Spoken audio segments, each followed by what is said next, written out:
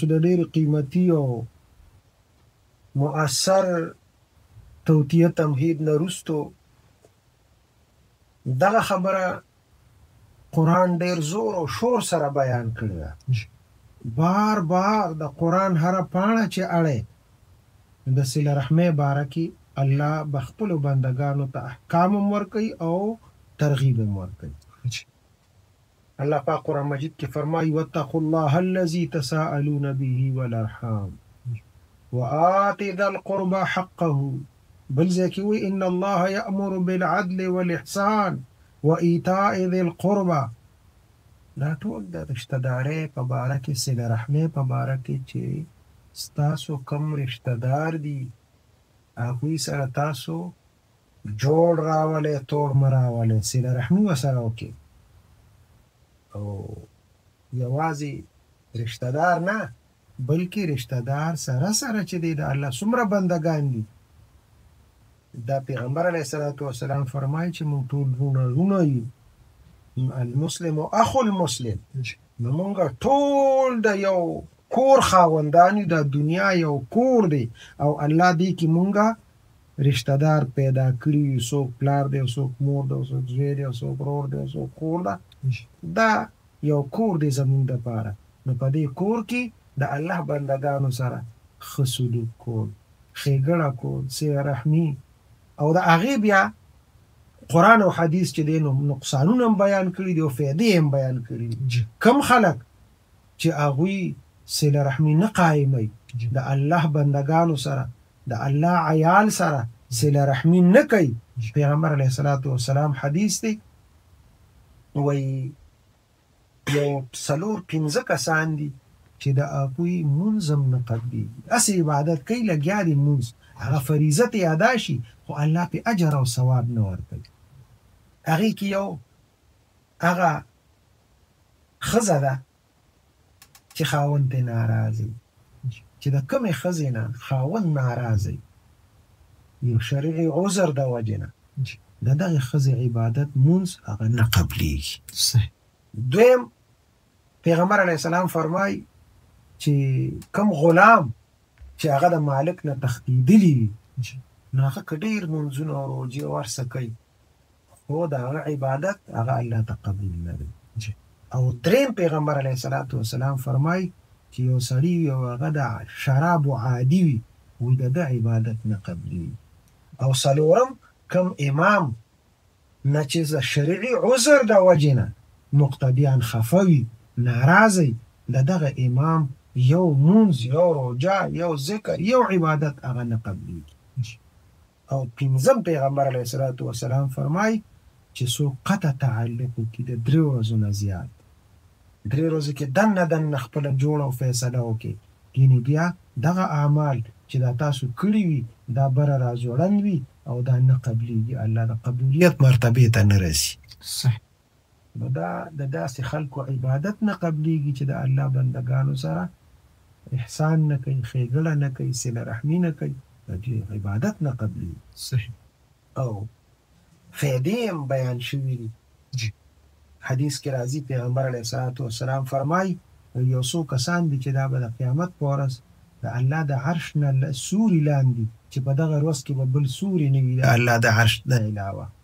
هغې کې یو کس هغه دی چې د هغه دعوت کړي وي،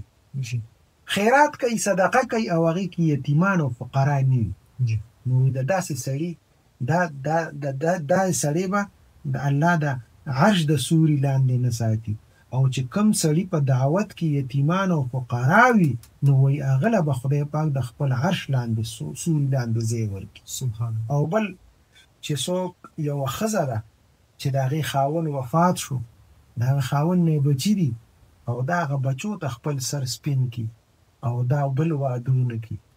نو وایي خدای پاک په دې له د قیامت په ورځ د خپل عرش د سوري لاندې ځای ورکړي. او دریم پیغمبر علیه الصلاة والسلام فرمایي چې یو صله رحمي کوونکی چې دې رشته دارو سره رشته پالي، صله رحمي کوي، د الله عیال سره احسان او ښېګڼه کوي نو الله پاک به د قیامت په ورځ د عرش د سوري لاندې ځای ورکړي. او احادیثو کې مختلفو احادیثو نه یو څو ثمرات چې یاره څوک صله رحمي کوي هغه ته خدای پاک څه ورکوي نو هغه کتابونو را نقل کړي دي علماو را نقل کړي دي وایي کوم سړی چې صله رحمي کوي یو خدا ده چې د ده نه الله راضي بل دا ده چې د ده نه فرشتې راضي خوشحاله دي د ده نه څومره رشته دار وي هغه خوشحاله وي دا فایده ده که چې الله هم راضي وي فرشتې هم راضي وي او څومره رشته دار چې وي هغه هم ټول راضي وي څوک دښمني دې نه وي بلکل خلک د نه ټول راضي وي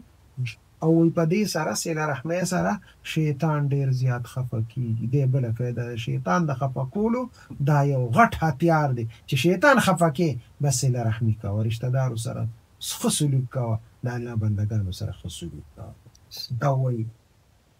یو ورسره عمر زیاتېږي څوک چې صله رحمي کوي دله به خدای پاک اوږد عمر ورکوي صحت سره نیک عمل سره الله به ولې ښه عمر ورکوي او دا ده چې رزق پې فراخوي د دې رزق هغه به خدای کمی نه ځکه چې دې رشته دارو سره ښه سلوک کوي او بل دا ده چې وایي قبر کې به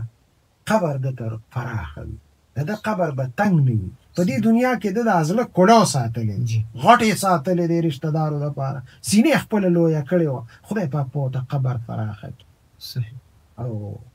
خپل منځ کې به وایي یو بل سره مینه او محبت الله وګرځوي پیدا به د بندګانو دا نفرتونه به ختم شي دا څومره نفرتونه چې موږ صله رحمي کوو نفرتونه به غون ختمېږي او وایي څومره چې د ده آبا او اجداد وفات شوي دي وایي هغه په دې باندې ډېر زیات خوشحالي کوم چې وفات شوي دنیا کې خاص دیا خو خوشحالېږي خو چې کوم آبا او اجداد اگر که د ده نه ناراضه قبر ته تللي وي هغه ټول د ده نه خوشحاله شي او چې صله رحمي کوي کوم سړی او اخري پیغمبر علیه الصلاة والسلام فرمایلي دي وایي دا یو صدقه جاریه ده وایي ځکه چې ته صله رحمي کې ته مړ شوې صله رحمي کټ شوه خو ستا خلک تعریف کوي هغه فلان کې ډېر ښه سړی هغه ډېر ښه دی رشته دارانو سره ښه سلوک کوو د الله بندګانو سره یې ډېر ښه سلوک کوو نو وایي هغوی به دې تعریف کوي په هغه تعریف باندې به الله ستا مرتبې اوچتوي او درجات به دله زیاتوي د هغې هغه اجرونه او ثوابونه هغه به دغسې جاري وي